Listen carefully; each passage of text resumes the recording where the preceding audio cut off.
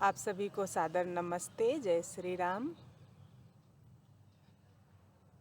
आज मैं जिस विषय पर बात करने जा रही हूँ वो हम अक्सर अपने आसपास सुनते हैं लोगों से। जो लोग जीवन में बहुत ही अपरिपक्व हैं उनके मुंह से सुनते हैं तो कोई बड़ी बात नहीं है, क्योंकि उन्हें समझ नहीं है जीवन की। उनका जीवन सिर्फ खाने पीने सोने तक ही सीमित है। परंतु ये बात हम बहुत बार समझदार लोगों से सुनते हैं, जो हमारी दृष्टि में बहुत समझदार होते हैं, विद्वान होते हैं। बहुत बार ऐसे लोगों से भी सुनते हैं, या हम सबके जीवन में कभी ऐसे स्थितियाँ पैदा हो जाती हैं, परिस्थितियाँ पैदा हो जाती हैं कि कहने लगते हैं कि अब जीने की इच्छा नहीं रही। जीने की इच्छा नहीं रही। जब हम ऐसा कहने लगते हैं तो हमारे अंदर लगातार नकारात्मक ऊर्जा का प्रवेश होने लगता है, और हमारी जो भी सकारात्मक ऊर्जा है, जो कार्य करने की क्षमता है, वो क्षीण होने लगती है।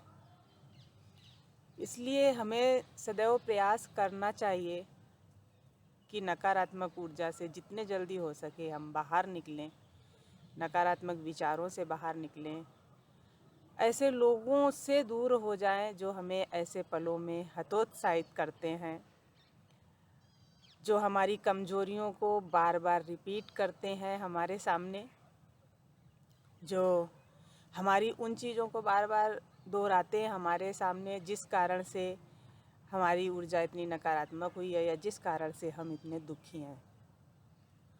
तो ऐसे लोगों से भी दूर ही रहें और विचार करें कि हमारे मन में ऐसे विचार क्यों आ रहे हैं कि जीने की इच्छा नहीं रही। क्यों नहीं रही? किसके लिए नहीं रही? किसी व्यक्ति विशेष के लिए जिससे आप बहुत प्रेम करते हैं। वो व्यक्ति आपका कोई भी हो सकता है, वो कोई भी रिश्ता हो सकता है जिससे आप बहुत प्रेम करते हैं, या किसी स्थान विशेष के लिए जिससे आप बहुत प्रेम करते हैं, किसी विषय के लिए, किसी उद्देश्य के लिए जिससे आप बहुत प्रेम करते हैं, किसी कार्य के लिए जिसमें सफल होने के बाद आप एक बहुत बड़ी उम्मीद लगा के बैठे हैं, उसमें असफल हो जाते हैं, किसी विषय में असफल हो जाते हैं, व्यक्ति विशेष से प्रेम है उससे असफल हो जाते हैं, किसी ऐसे स्थान से जिसे आपको बहुत प्रेम है वो आपको छोड़ना पड़ता है, और आप कहने लगते हैं कि अब जीने की इच्छा नहीं रही। ये एक बहुत ही छोटी बात हो जाती है स्वयं के लिए, कि हम स्वयं को बहुत ही तुच्छ समझ रहे हैं। स्वयं का कोई मोल नहीं है हमारी दृष्टि में। हम अपना अस्तित्व भूल चुके हैं, क्योंकि हम जिस व्यक्ति से, जिस स्थान से, जिस विषय से, जिस कार्य से, जिस उद्देश्य से इतना ज़्यादा प्रेम कर रहे थे, हम अपना अस्तित्व उसी में तलाश रहे थे। हमने अपना अस्तित्व किसी को दे दिया था, किसी के हाथ में दे दिया था, हमने अपना अस्तित्व उसे दे दिया था, और वहाँ हमें सफलता नहीं मिली, तो हमारी जीने की इच्छा खत्म हो गई। ऐसी स्थिति में हमें सोचना चाहिए कि दुनिया हमसे नहीं चल रही है। हम होंगे तब भी दुनिया चलेगी, हम नहीं होंगे तब भी दुनिया चलेगी।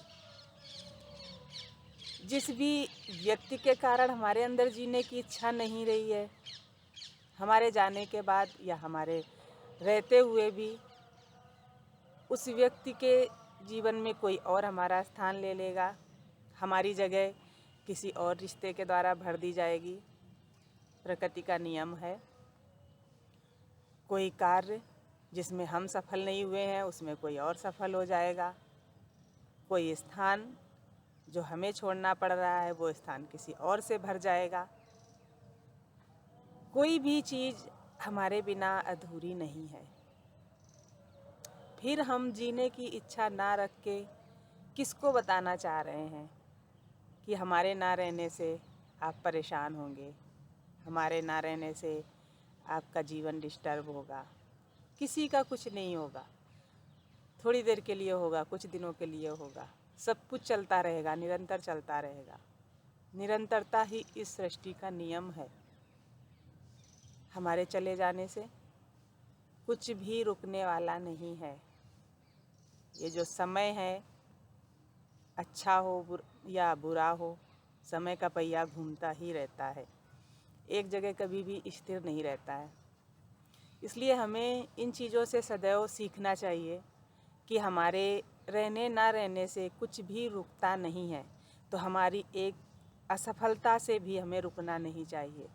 हमारी एक जगह इच्छा पूर्ति ना होने से, एक जगह असफल होने से, एक ऐसे बहुत बड़े उद्देश्य में, लक्ष्य में, रिश्ते में असफल होने से, जिसमें हमने अपना अस्तित्व समाहित कर दिया था, जिसमें हम अपना अस्तित्व देखते थे और स्वयं को भूल गए थे, उस लक्ष्य में भी असफल होने के बाद भी हमें अपना अस्तित्व नहीं भूलना है। वापस उस अस्तित्व को स्वयं में खोजना है।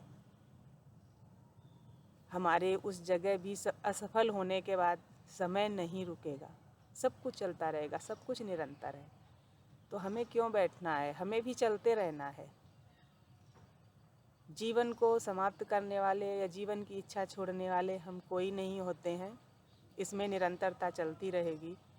हम यहाँ समाप्त कर लेंगे, हमें पुनः फिर वो जो हमारे हिस्से का है वो निरंतर चलेगा ही। पुनः उस चीज़ से गुजरना पड़ेगा, पुनः वो सब हमें भोगना पड़ेगा, क्योंकि हमारे जो कर्म फल हैं वो हमें इतनी आसानी से इस सब से मुक्ति नहीं पाने देंगे। हमें इन सारी चीज़ों से गुजरना ही पड़ेगा, भौतिक संसार के इन सारे संघर्षों से गुजरना ही पड़ेगा। इसलिए स्वयं का अस्तित्व सदैव स्वयं में तलाशें, दूसरों में ना तलाशें। स्वयं का आत्मबल मजबूत बनाने के लिए, स्वयं को मजबूत बनाने के लिए स्वयं के साथ पल बिताएं, स्वयं के अंदर झांकने का प्रयास करें। मुझे क्या चाहिए, अपने आप को कष्ट ना दें, अपने शरीर को कष्ट ना दें, अपने आप को समझने का प्रयास करें, अपनी आत्मोन्नति का प्रयास करें, आध्यात्मिक पथ को अपनाएं। जब आप जीना सीख लेते हैं, जब आप इन सारी चीज़ों को समझना सीख लेते हैं कि जीवन ऐसा ही है, ये सदैव हमारे अनुकूल नहीं हो सकता, अनुकूलता और प्रतिकूलता चलती ही रहती है, ये जीवन ऐसा ही है। हर किसी के जीवन में कुछ ना कुछ परेशानियां हैं और इस सर्किल के साथ, इस चक्र के साथ हमें भी घूमते रहना है, हमें भी चलते रहना है। जब अनुकूलता आएगी तब भी चलना है, जब प्रतिकूलता आएगी तब भी चलना है। हमें निरंतर चलते रहना है, चलते रहना है। जब हम ऐसे भाव अपने अंदर ले आते हैं, जब जीने की ऐसी इच्छा अपने अंदर ले आते हैं, ऐसी चाह अपने अंदर ले आते हैं, तो कहते हैं ना, चाह होती है वहाँ राह भी मिल जाती है। जब आपके अंदर एक बार जीने की चाहत जग जाती है, आपका अस्तित्व स्वयं में जब नज़र आने लगता है, जब आप अपने अस्तित्व को किसी भी चीज़ के लिए दांव पर नहीं लगाते हैं, अंदर से मजबूत रहते हैं, तो कभी भी किसी भी परिस्थिति में आपसे जीने की चाह कोई छीन नहीं सकता। इसलिए जीवन के जो भी निर्णय हैं बहुत सोच समझ कर कीजिए, समझदारी से कीजिए, इस तरह से कार्य कीजिए कि कभी आपको अपने निर्णयों पर पछताना ना पड़े। लेकिन गलती से कभी कोई ऐसा निर्णय हो भी जाए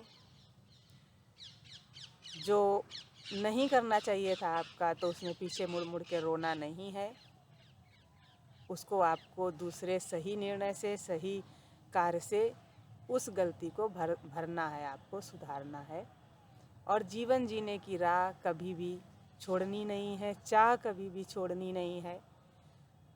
और जो भी लोग आपको हतोत्साहित करते हैं, जो भी परिस्थितियां आपको हतोत्साहित करती हैं, जो भी आपकी कमजोरियों को दोहराते हैं, उनसे सदैव दूर हो जाएं। नकारात्मक लोगों से और नकारात्मक सोच से सदैव दूर रहें। आप सभी को पुनः सादर नमस्ते। जय श्री राम।